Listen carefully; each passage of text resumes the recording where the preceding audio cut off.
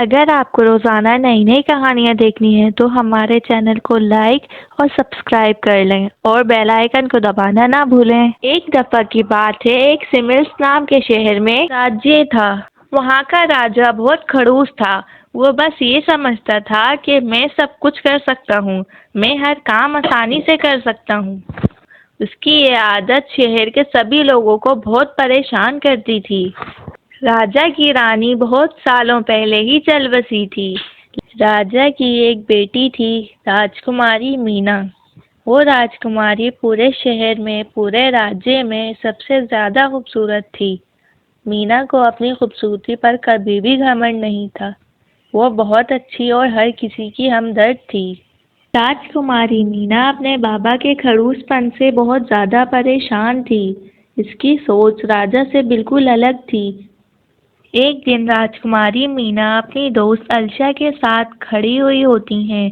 अलशा काफ़ी खूबसूरत लड़की थी, मगर ये बात मीना को नहीं पता थी। वो लोग अपनी बातें कर रही होती हैं तो उनके पास एक राजकुमार आता है।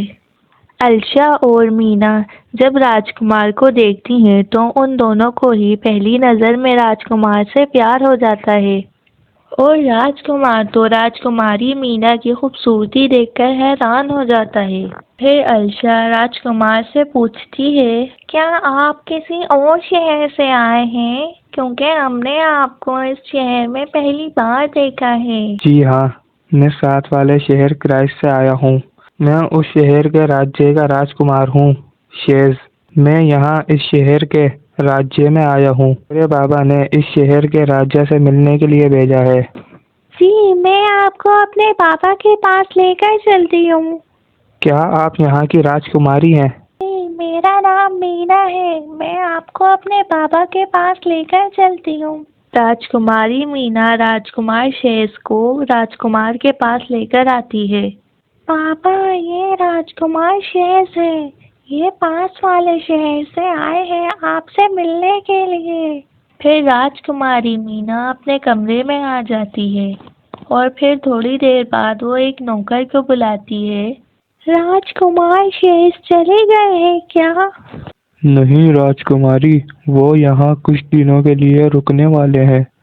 मीना को ये बात सुनकर बहुत ज़्यादा खुशी होती है, मगर उसको समझ नहीं आ रहा होता है कि उसको राजकुमार के रुकने से क्यों खुशी हो रही है। फिर जब रात होती है तो राजकुमारी को नींद नहीं आती। वो सारी रात बस राजकुमार के बारे में सोचती रहती है। दूसरी तरफ राजकुमार को भी नींद नहीं आती है। वो सिर्फ राजकुमारी के बारे में सोच रहा होता है। उसको राजकुमारी बहुत पसंद आ जाती है।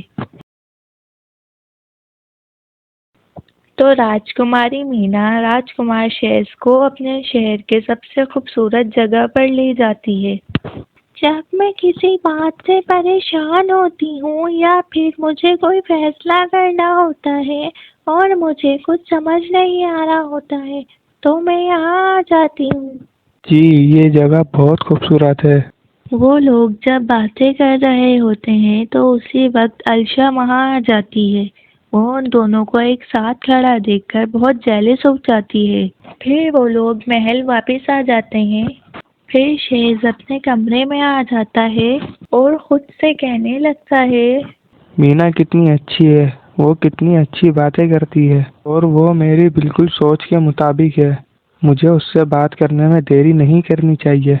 जब वो खुद से ये बातें कर रहा होता है तो उसको नहीं पता होता है कि अलशा उसके पीछे खड़ी होकर उसकी सारी बातें सुन रही है। वो एक मंसूबा बनाती है। मुझे पता चला है कि ये जो राजकुमार शेष है ना, वो बहुत मतलबी इंसान है। वो अपना काम निकलवाने की वजह से लोगों के साथ बहुत अच्छा बन जाता है। वैसे वो बहुत खुदगर्ज इंसान है।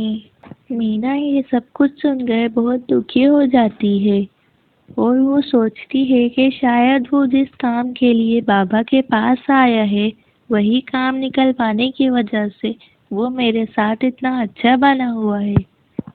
फिर अगले दिन शेज उससे शादी की बात करने के लिए मीना को पूरे महल में ढूंढता है, मगर मीना महल में नहीं होती है। फिर शेष को याद आता है कि वो अपनी पसंदीदा जगह पर होगी। फिर वो मीना के पास आ जाता है। आप कुछ परेशान लग रही हैं। तुम बहुत मतलबी इंसान हो। तुम सिर्फ मेरे पापा से अपना काम निकलवाने की वजह से तुम मेरे साथ इतने अच्छे बने हुए हो। नहीं नहीं, ऐसा बिल्कुल भी नहीं है। तुम्हें ये सब किसने कहा है? मुझे मेरी दोस्त ने बताया है। मुझे पता था ये सब उसी ने कहा होगा। अलशा तुमसे बहुत जलती है।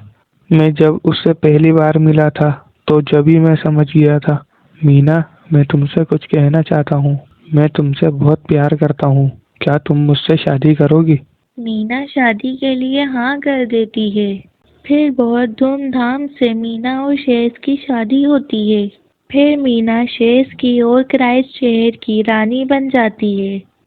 वो लोगों को हमेशा यही सिखाती है कि कभी भी किसी की बातों पर यकीन नहीं करना चाहिए जब तक आपको पूरी बात पता ना हो।